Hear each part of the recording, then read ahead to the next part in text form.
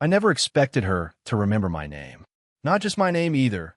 She remembered the way I took my tea, the way I always tapped my phone screen like I was waiting for a message that never came, and the way I tried too hard to look like I wasn't alone. Her name was Mrs. Amina, but to me she was always just Bilal's mom. And that's the part that still messes with my head.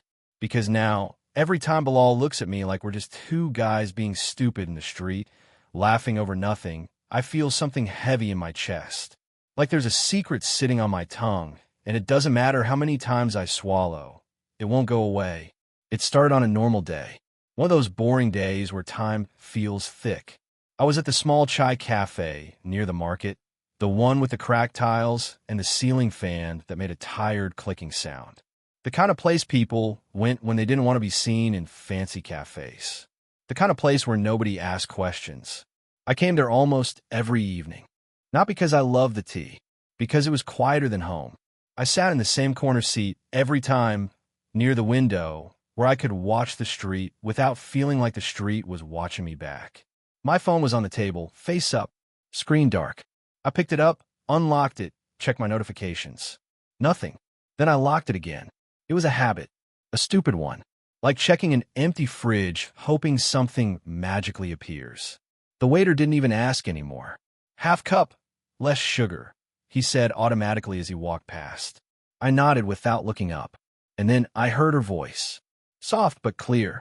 "Are you always this quiet, or only when you're alone?" I looked up so fast I almost knocked my phone off the table. Mrs. Amina stood there holding a small shopping bag. Simple clothes, light shawl, nothing fancy. But her presence didn't match the cafe. She looked like someone who belonged somewhere calmer, somewhere cleaner, somewhere that smelled like fresh laundry and warm sunlight. She wasn't smiling fully, but her eyes were. I blinked. Sorry." She tilted her head slightly. "I see you here often." That made my stomach tighten. Not in a bad way. Just unexpected. I cleared my throat. I didn't know people noticed that stuff. "I notice," she said, and then pulled the chair across from me without asking. She sat like she'd done it before, like she wasn't worried about what anyone would think. My hands moved on their own. I folded the corner of a napkin, then unfolded it. Folded it again, like I needed something to do before my thoughts got too loud. She looked at my tea when it arrived. "Half cup," she said. "Less sugar." "Istihtaha." "How do you know that?" She shrugged lightly. "You always push the sugar bowl away, like it offended you." That made me laugh under my breath, surprised it even came out. She watched me like she was studying a painting. Not in a creepy way, in a quiet way. Like she wasn't trying to steal anything from me. Just understand. I tried to act normal, but my eyes kept dropping to her hands. They weren't young hands. They were hands that had lived. A few faint lines. A calmness in the way she held her cup. "No nervous tapping. No restless movements." The opposite of me. "You're Bilal's friend," she said suddenly. My throat tightened. "Yeah, Bilal." She nodded. "You've come to our house a few times. For football. For tea." I remembered. Of course I remembered. She used to walk in and out of the living room, bringing snacks, adjusting curtains, scolding Bilal for leaving shoes everywhere. Back then, she was just background noise. Now, sitting across from me, she felt like the entire room had shifted. I tried to keep my voice steady. "I didn't expect to see you here. I needed groceries," she said, "and I needed quiet." That last word came out slower, like she didn't mean to say it. Something passed over her face, gone in half a second. But I saw it. I didn't ask. I didn't want to, because I knew that look. It was the same look I had when I checked my phone for no reason.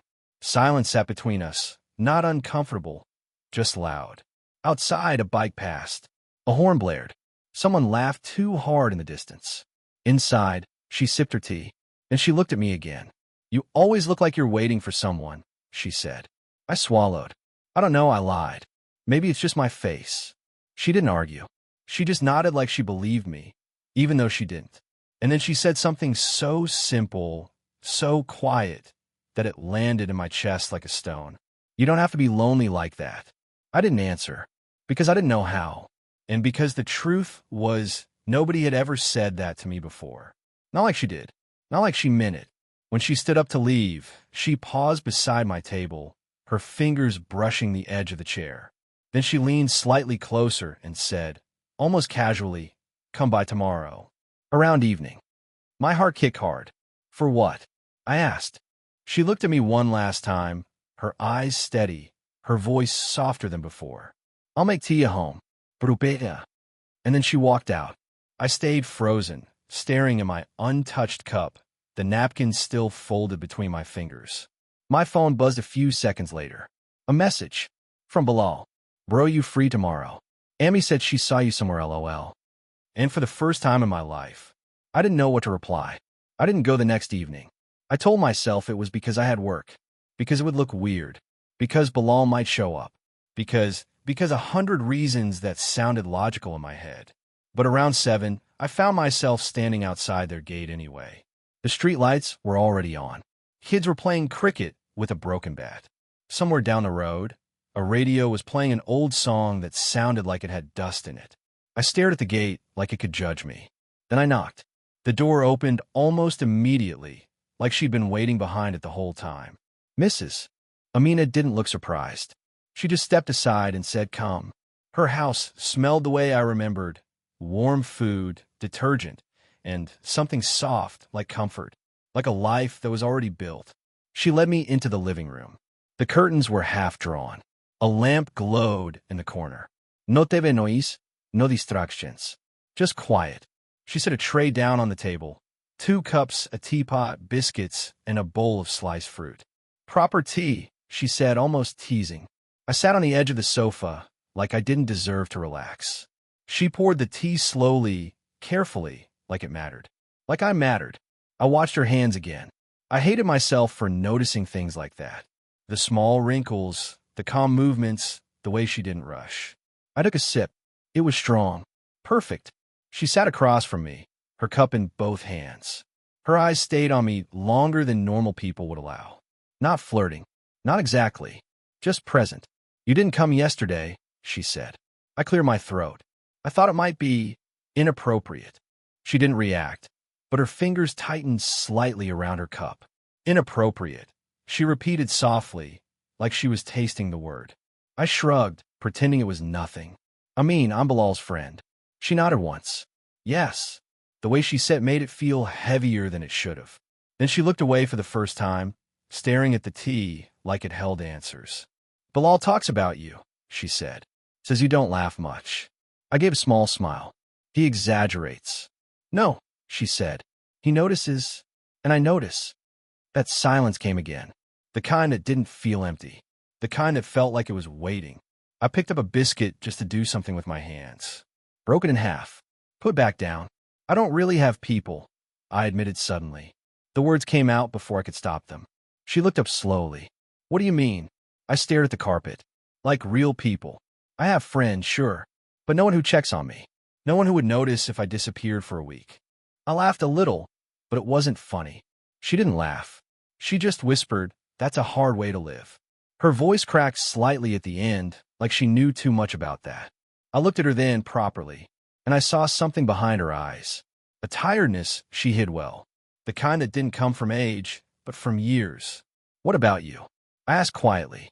She hesitated. Then she said, "I used to be someone's whole world." I didn't breathe. She stared at her tea. And then one day, I wasn't. Divorced. Or abandoned. Or something worse. She didn't say it. But the room suddenly felt smaller, like the walls were listening. I imagined her younger, laughing, someone holding her hand.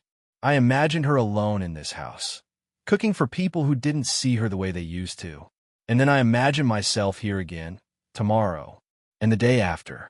That thought scared me more than it should have. Because it felt good. Because it felt like falling asleep on a couch you didn't know you missed. She stood up suddenly. "Help me with something." I followed her into the kitchen. A cabinet door was half loose. She handed me a screwdriver like it was normal. I fixed it while she stood beside me, close enough that I could smell her shampoo. Something light. Something clean. My heart kept doing stupid things. When I tightened the last screw, she leaned in to look, her shoulder brushing mine. Just a small touch. Accidental. But it didn't feel accidental. She didn't move away immediately. Instead, she looked up at me and said softly, "You're good with your hands." My throat went dry. I forced a laugh. It's just a cabinet. She smiled barely. Still, she said, and I don't know why that moment stayed with me. Maybe because it felt like someone finally saw me. As I stepped back into the living room, my phone buzzed again. Bilal. Bro, I'm coming home early today. You there? I stared at the message. Then I looked at Mrs. Amina, and she was watching my face like she already knew. Mrs. Amina didn't panic. That was the first thing that hit me. Most people would have jumped, rushed me out, acted like I was a mistake they needed to hide. But she didn't. She just stood there, still, holding the edge of the kitchen counter with one hand, like she was grounding herself. Then she said calmly, "He'll come straight to the living room." Her voice was normal. Too normal. I swallowed. I should go. She didn't answer immediately. Her eyes flicked toward the front door, then back to me. A pause. And in that pause, I felt it. Not fear. Something else. Something like disappointment. Like she didn't want me to leave. But she nodded anyway. Yes. You should. I walked toward the door fast. Like the house had suddenly become dangerous. Like staying one more second would make me do something I couldn't undo. At the entrance, I stopped. I don't know why. Maybe because I wanted her to say don't go. Maybe because I wanted her to be the one to make the wrong decision. I turned back. She was still in the kitchen doorway, watching me, not pleading, not begging, just looking at me with that quiet expression that felt like a hand on my chest. You don't have to run every time you feel something, she said. The words were soft, almost tired. I let out a breath that sounded shaky. I don't even know what I'm feeling. She took a step closer. One step. That was all. But it changed everything. I could hear my heartbeat in my ears, like it was too loud for the house. Then she stopped, like she'd caught herself, like she remembered who I was. Bilal's friend. A boy. A mistake. Her jaw tightened slightly. She looked away first. I shouldn't have invited you, she said. It wasn't harsh. It was honest. Like she was scolding herself more than me. I forced a laugh, but came out wrong. Yeah, probably. We stood there. The silence felt sharp now, like a knife left on the table between us. Then, the front gate creaked. My whole body stiffened. Footsteps. Keys. Bilal's voice outside, loud and careless like always. "Emmy, I'm home." Mrs. Amina didn't move. She just whispered, "Go. Now." I rushed toward the side hallway, the one that led to the back door. I'd used it before when Bilal and I used to sneak out for cricket. But halfway there, I heard Bilal enter the living room. His footsteps were heavy. Familiar.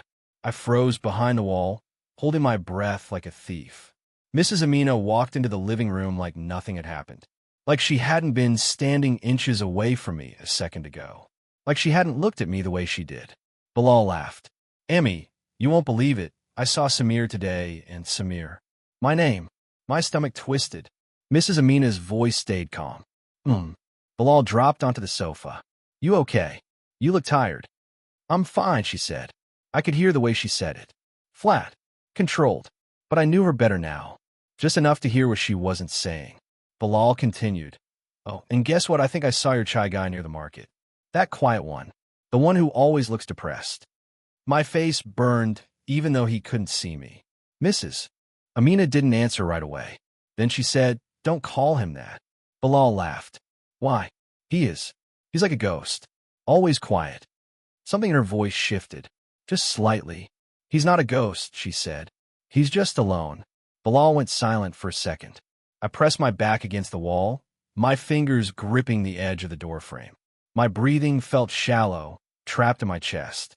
Then Bilal said, "Ammy, why do you care?" That question landed in the room like a stone. Mrs. Amina didn't reply. Not immediately, and the silence stretched long enough that I felt it in my teeth. Then she said quietly, "Because someone should." Bilal made a small sound, like I didn't know what to do with that. I should have left. I should have opened the back door and walked out. But I didn't. I stayed there, listening like an idiot, like my heart had glued me to the wall. And then, Mrs. Amina stepped into the hallway. Not toward the kitchen. Toward me. Her footsteps were slow. Careful. Bilal was still in the living room, distracted by his phone. She stopped just a few feet away, hidden from his view. And for a second, we just stared at each other in the dim hallway. Her eyes moved to my lips. My chest tightened. I didn't move. She didn't either. Then her hand lifted, hesitated, and lightly touched my wrist. A small touch, barely there, but it felt like fire. Her voice was almost nothing. "Don't make me regret seeing you." And I swear, I leaned in, just a little, enough that if she moved closer, if she breathed differently, we would have crossed the line. But she pulled her hand away first, and that hurt more than it should have. After that night, I stopped going near Bilal's house. Not because I didn't want to, because I wanted it too much. And that's a different kind of fear. For a few days, I kept my routine tight. Work, home, tea shop, sleep, repeat. Like if I stayed busy enough, my mind wouldn't drag me back to that hallway, to her fingers on my wrist, to the way her eyes had dropped to my mouth like she was fighting herself. But loneliness doesn't disappear when you ignore it. It just waits.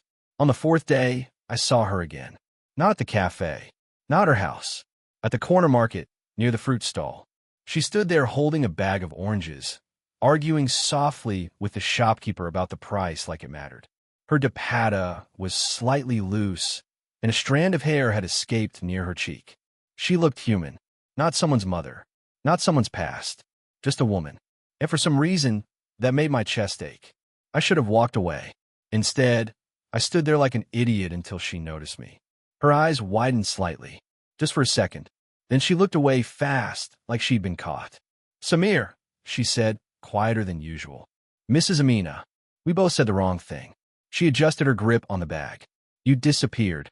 I shrugged, forcing casual. "Busy." She nodded slowly, like she didn't believe me, but didn't want to fight. We stood there while people moved around us. Noise everywhere. Yet it felt like the world had gone quiet. Then she said, "Walk with me." It wasn't a request. It was a sentence she needed to finish. So I walked. We didn't talk much at first. Just footsteps on dusty pavement. Cars passing. A child crying somewhere. She held her bag close to her chest. I kept my hands in my pockets because I didn't trust them. After a minute, she said, "Bilal keeps asking about you." My stomach tightened. "What do you tell him?" "The truth," she replied. "Ich glänze zu her." Which truth? She didn't look at me. She just kept walking, her face calm, but her voice slightly strained. "That you're busy." We reached a small park, barely a park, honestly. 2 benches, dead grass, a broken swing. The kind of place people only sit when they don't want to be seen. She sat down without thinking. So I sat too, a few feet away at first, then closer without meaning to. The air smelled like dust and evening flowers. She stared straight ahead and said, "You shouldn't have been there that day." My jaw tightened. "You invited me." Her fingers gripped the bag harder. I know, the way she said it, like it was a sin she'd been repeating in her head all week. I leaned forward, elbows on my knees. "Why did you?" Silence. Long enough that I thought she wouldn't answer. Then she spoke, voice low. "Because when I saw you sitting alone, it made me angry." I turned my head. "Angry." She nodded slowly. "Not at you. At life. At how people can be surrounded by noise and still feel forgotten." Her voice wavered slightly on the last word. I didn't say anything. I just watched her hands. Her wedding ring wasn't there. That detail hit me like a punch. She noticed my eyes drop, and for the first time, her composure cracked. She exhaled, a sharp, quiet breath. "I'm not a good woman," she said suddenly. My heart slammed. "Don't say that." She finally looked at me. Her eyes were glossy, but she didn't let tears fall. She didn't give herself that permission. "You don't understand," she whispered. "I'm someone's mother. I'm someone's responsibility. People look at me and they think I'm finished." I swallowed hard. Her voice dropped even lower. "And then you looked at me like I wasn't." My throat tightened so badly I couldn't speak. She stared at me, her gaze steady, almost furious now. Not at me, but at herself. "I hate that I wait for you," she said. "I hate that I notice when you don't come." I felt my hands clench. I wanted to touch her shoulder. I didn't. I wanted to say her name without Mrs. I didn't. Instead, I whispered, "Then why are you here with me?" Her lips parted slightly. She stared at me like the answer was obvious and terrifying. Then she said, "Because I'm scared that if I don't stop this now, I won't be able to." My chest burned. I leaned in a little, barely. "So stop," I said, but my voice betrayed me. It didn't sound like I wanted her to stop. She didn't move away. She didn't move closer. Just sat there, breathing, trembling slightly, like she was standing on the edge of something. Then she asked the question that felt like it could ruin both of us. Her voice was almost silent. "Samir, what do you want from me?" And I swear to God, my lips were already answering before my mind could. I didn't answer her. Not because I didn't know. Because the truth felt too big to say out loud. I stared at her for a second, then looked away, like the park bench suddenly had something interesting written on it. My mouth opened. Nothing came out. She didn't push. She didn't demand anything. She just sat there, waiting, calm on the outside, but her hands were trembling slightly in her lap. That tiny shake made my chest tighten. I finally said, "I don't know." A lie. A weak one. She nodded like she accepted it, but her eyes dimmed, like she'd already known I would choose safety over honesty. Then she stood up, just like that. "Go home," she said. Her voice wasn't angry. It was worse than angry. It was controlled. I stood too. "Mrs. Amina," she cut me off. "Don't." The word was sharp, but quiet. "Don't follow. Don't speak. Don't make me softer." She turned and walked away with her bag of oranges, disappearing into the evening crowd like she'd never sat beside me at all. I stood there, watching her go, feeling like my body had been left behind on that bench. That night, I didn't sleep. I kept replaying her question, "What do you want from me?" And every time I imagined answering, my mind would jump to Bilal. His stupid laugh. The way he called her Amy without thinking. The way he trusted me. The next day, I went to the chai cafe. Same corner seat. Same half cup. Less sugar. I checked my phone out of habit. Still nothing. I didn't even realize I was hoping for her until I caught myself looking at the door every time it opened. She didn't come. The day after that, Bilal called me. "Bro, where you been? You ghosting." I forced a laugh. "Just busy." He snorted. "Busy with what? You got a secret girlfriend or something?" My throat went dry. "No," I said too quickly. Bilal didn't notice. "Come over tonight. Amy made biryani. You always eat like you've been starving since childhood." I almost said yes. Almost. Then something in me hesitated. Because if I went, I knew I'd look for her. And if I looked for her, I'd want something. And if I wanted something, I'd ruin everything. So I said not tonight. Another day. Bilal groaned. "You've been saying that for a week." I mumbled an apology and hung up. Later that evening, my phone buzzed. A message. Unknown number. For a second, my heart jumped stupidly. Then I opened it. "Samir, it's Amina." "No, Mrs. Just Amina." My fingers went cold. I stared at the screen so long it dimmed. Then another message came. "Bilal is applying for a job in Lahore." My stomach tightened. I didn't know why that mattered so much, but it did. It felt like the ground shifting under a house you weren't ready to leave. I typed back immediately. He didn't tell me. I waited. No reply. 5 minutes. Nothing. 10 minutes. Still nothing. I typed again. "Are you okay?" I stared at the message before sending it. Then I deleted it. I wrote something else. "Why are you telling me this?" Deleted again. I threw the phone on my bed like it burned. That night, I went to Bilal Street. I don't even know what I planned to do. Maybe see if her lights were on. Maybe just prove to myself she was still there. The gate was closed. The house was dark. No porch light. No sound. I stood outside like a stranger, my hands shoved deep in my pockets, feeling ridiculous. Then I noticed something. A moving truck, parked near their driveway. 2 men were carrying boxes out. My chest went hollow. I walked closer, heart pounding, and asked one of them, "By what's happening?" The man wiped sweat from his forehead. "How shifting, boss?" "Shifting where?" He shrugged. "Don't know. Lahore maybe." I stood there as if someone had unplugged me from a world. Lahore. Bilal leaving. Her leaving. Without telling me. Without anything. I took out my phone again, hands shaking. I opened her message. "Samir, it's Amina." I typed. "Where are you going?" My thumb hovered over send. I could almost feel her reading it.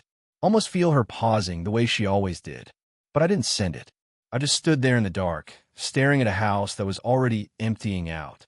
And I didn't feel heartbroken. I felt paused. Like life forgot to finish the sentence. I don't know how long I stood outside that gate. Long enough for the street to empty. Long enough for the air to turn colder. Long enough for the moving men to stop coming in and out like they were stealing a life piece by piece. I kept staring at the dark windows, waiting for her to appear. Just once. Just a shadow behind the curtain. But nothing moved. So I did the one thing I'd been avoiding since the beginning. I knocked. The sound echoed through the quiet street like it didn't belong there. No answer. I knocked again, harder this time. My knuckles stung. Still nothing. I should have left. I should have respected the silence she was clearly choosing. But my chest felt tight, and my pride felt small, and something inside me finally broke. I pressed the doorbell. A long ring. Then footsteps. Slow. Careful. The door opened. And there she was. Mrs. Amina. No muck-up. Hair loosely pinned back. A plain sweater. Her face looked tired in a way that didn't try to hide anymore. For a second, she just stared at me like she wasn't sure I was real. Then her eyes dropped to my hands, like she was checking if I was shaking. I was. "What are you doing here?" she asked. Her voice wasn't angry. It was quiet, almost scared. I swallowed hard. "Why didn't you tell me you were leaving?" She blinked once. A small pause. Then she stepped back slightly and said, "Come in." The living room was half empty. The rug was rolled up. Frames were missing from the walls. It looked like someone had erased a life quickly, like they didn't want to feel it while packing. She led me into the kitchen. The kitchen still smelled like her. Spices, tea leaves, something warm. The same place where my shoulder had brushed hers. The same place where everything had started to feel dangerous. She didn't offer tea this time. She just stood near the counter, arms crossed lightly, like she was holding herself together. I stood opposite her, too close for comfort, too far for honesty. "You shouldn't be here," she said. I let out a breath, bitter. "You keep saying that." Her eyes flickered. "Because it's true." "Is it?" I asked. My voice cracked slightly. "Or is it just easier?" That hit her. I saw in the way her jaw tightened, in the way her gaze dropped, like she didn't want me to see her face. She whispered, "Samir." The way she said my name felt like a warning. I stepped closer. Not enough to touch her, just enough that she had to feel me there. "I came here because I didn't want to be a coward anymore," I said. She laughed once, quietly. Not amused, just exhausted. "You're not a coward," she said. I shook my head. "I am." My throat tightened. "I wanted to message you that night. I wanted to ask you to stay. But I kept thinking about Bilal, about what he would think, about what everyone would think." She didn't interrupt. She just listened. Her hands loosened from her arms, fingers slowly unfolding like she was letting her guard down without meaning to. I swallowed, and then I realized I've spent my whole life being careful, doing the right thing, staying quiet, waiting for people to notice me. I looked at her eyes, and you did. Her breathing changed, just slightly. She whispered, "I didn't mean to." "Yes, you did," I said. "Maybe not on purpose, but you did." Silence. The fridge hummed. A distant car passed outside. Somewhere, a box shifted as if the house itself was unsettled. Then she said, almost like she hated the words, "Bilal is my son." "I know," I replied. Her eyes filled, but she refused to let tears fall. "And you're his friend," she continued. "And I'm old enough to be don't," I cut in. My voice was firmer than I expected. She stopped. I stepped even closer now, close enough that if she reached out, she'd touch my chest. "I'm not confused," I said quietly. "I'm not a kid." Her lips parted like she wanted to argue, but she didn't. Instead, she whispered, "Then what are you?" I exhaled. The truth came out softer than I expected. "I'm someone who thinks about you when he shouldn't." Her eyes shut for a second, like she'd been holding that same sentence in her mouth for weeks. When she opened them again, she looked at me like she'd finally stopped running. "I packed this house with my own hands," she said. "And all I could think was if I leave without saying goodbye, maybe it will disappear." Her voice trembled. "But it didn't," she whispered. "It stayed." I didn't move. I just stood there, breathing her air, feeling the weight of everything unsaid between us. Then she reached out, slowly, like she was afraid I'd vanish. Her fingers touched my wrist again, the same place, that same quiet fire. And she said, barely audible, "If you stay, it will change everything." I nodded once, my throat burning. "I know." A long silence. Her thumb brushed lightly over my skin. Not romantic, just human, just real. Then she looked at me, and for the first time, she didn't look like someone's mother. She looked like someone who was tired of being alone. And she asked softly, "Are you sure?" I didn't answer with words. I just held her gaze, and she gave the smallest, saddest smile. "Okay," she whispered. 3 months passed, not in a dramatic way, not in a movie way, just the way real time passes. Quietly, without asking permission, Bilal did move to Lahore. He got the job. He posted pictures of his new room like it was a trophy. He called me less, not because he hated me, but because life got busy the way life always does. And the truth, people drift, even best friends, even brothers. I didn't tell him everything. Not at first. Not because I was lying, because I was still learning what the truth even looked like. Mrs. Amina didn't move far. She rented a smaller house, closer to her sister. A quieter neighborhood with fewer people watching, fewer voices asking questions. I helped her shift, carrying boxes, lifting furniture, fixing doors that didn't close properly. Small work, ordinary work, but it felt like building something. Not love, something safer, something earned. Sometimes she'd stand in the doorway holding a cup of tea, watching me tighten screws or adjust shelves like she still couldn't believe I was there. And sometimes I'd catch her staring when she thought I wasn't looking. Not like a woman staring at a man, like a person staring at a second chance. The first time I stayed the night, nothing happened. Not because we didn't want it, because we did. But she made tea at exactly 8:47 p.m., the way she always did back in that old kitchen, and we sat on the floor because the sofa hadn't arrived yet. The house was half empty, the walls bare, the air smelling like paint and cardboard. She handed me a cup and said, "Less sugar." I froze for a second. Then I smiled, because she still remembered. She always remembered. We didn't talk much that night. Just sipped tea, listening to the ceiling fan. Her shoulder touched mine once, and neither of us moved away. It felt like a promise made without words. After that, things changed slowly. I started coming every evening, not as a guest, but as someone expected. She'd leave the door unlocked sometimes. Not because she forgot, because she knew it was me. Some nights, she'd talk about her past, little pieces, like she was handing them over carefully. Not stories meant to impress, just memories that still hurt. Some nights I'd talk too, about my father who wasn't really around, about the way loneliness becomes normal if you live with it long enough.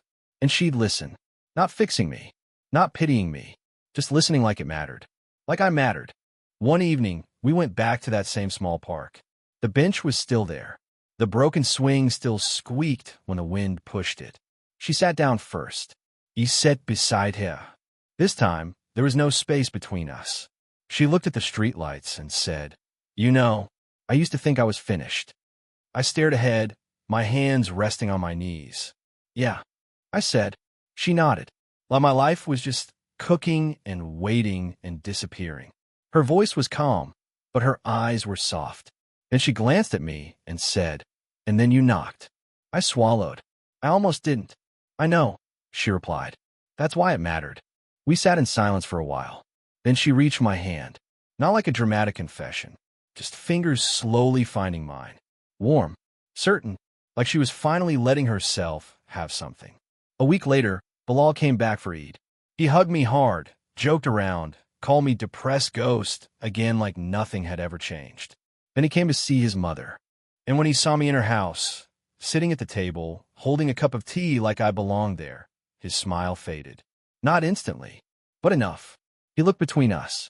Amina didn't speak first. I didn't either. Bilal's voice was quiet when he finally asked, "What is this?"